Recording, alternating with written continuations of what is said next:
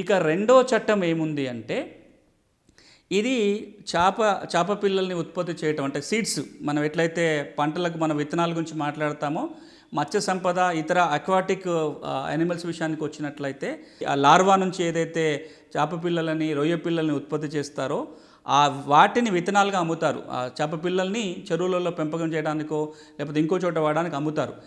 ఈ సీడ్స్కి సంబంధించిన aquaculture seeds అంటారు.